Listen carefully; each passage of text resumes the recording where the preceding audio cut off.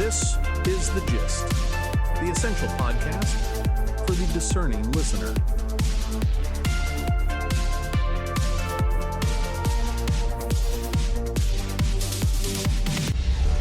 Welcome to The Gist. I'm John.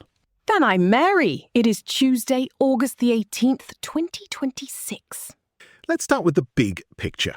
Who is really paying to send humanity to Mars? Spoiler alert, it is not you and me. Right.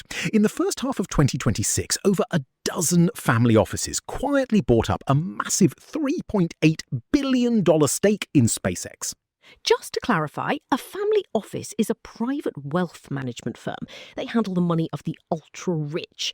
For example, Nick Pritzker, heir to the Hyatt hotel fortune, holds a $1.8 billion position in the rocket company.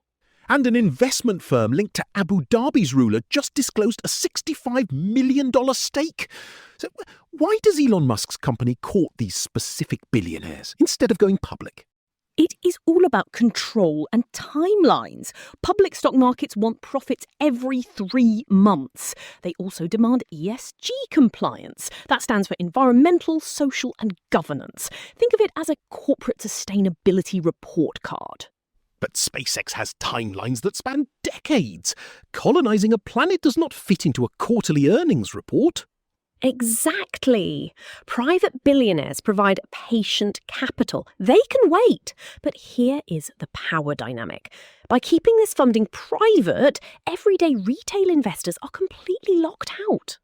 It is like the 19th century railroad booms, but strictly VIP. A massive chunk of our future national infrastructure is being underwritten entirely outside of public markets. Who benefits? The ultra-wealthy get a monopoly on the next frontier, all while avoiding public oversight.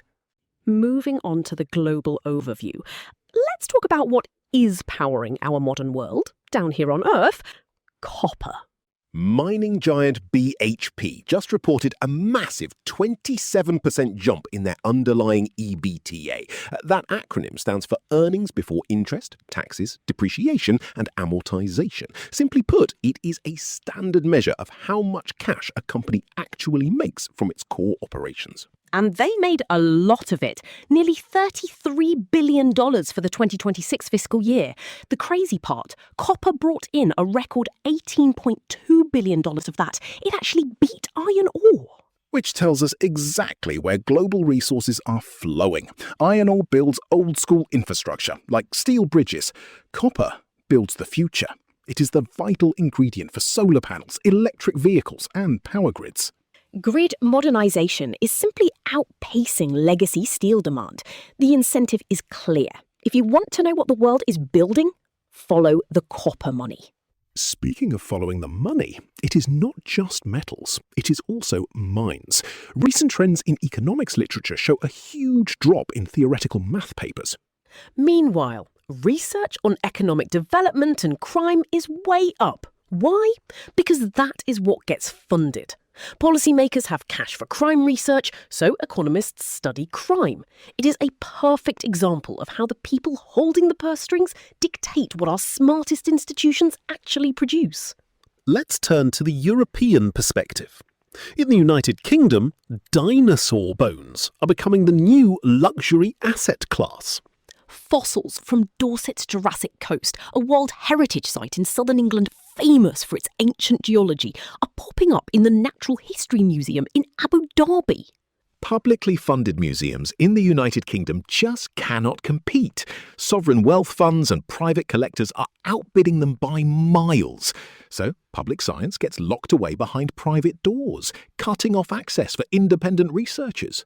But there is a catch. If the United Kingdom banned these private sales, amateur fossil hunters would lose their financial incentive to dig. Without them, coastal erosion would just wash these vulnerable fossils into the sea. The free market is saving the bones, but restricting who gets to study them. From ancient history to immediate crises, there is a massive, unpredictable wildfire burning right now in the High Fens Nature Reserve, right on the Belgian-German border. Peat fires are notoriously stubborn. The Belgian Interior Minister says putting this out will take weeks. They actually have to deliberately flood the affected areas just to keep the ground from catching fire again. Over in Greece, a massive plan to bring brilliant minds back home has totally collapsed. After the financial crisis, Greece lost a lot of scientists. The European Union backed a scheme to lure them back to Athens. But domestic bureaucratic sabotage and terrible management completely halted the project. The institutional incentives just were not aligned to actually welcome these researchers back.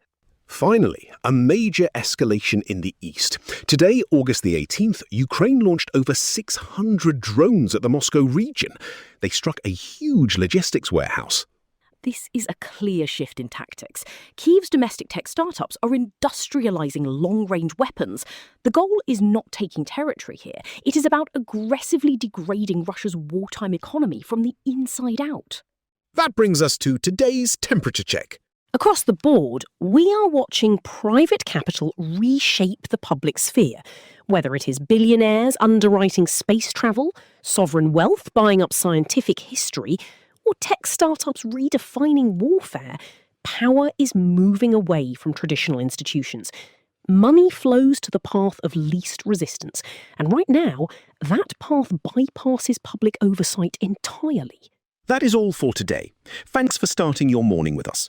And hey, if you found today's breakdown helpful and want to stay ahead of the curve, you should join our daily newsletter. It is completely free and it is the best way to get the gist delivered straight to your inbox. Just tap the subscribe link right there in the show notes. We will catch you tomorrow. The Gist, News Digest, and podcast are entirely written and produced by artificial intelligence. The Gist is out 3 times a day, every day, providing you with a liberal perspective on what to expect next. For more information and donations, visit thegist.online. Thank you for listening.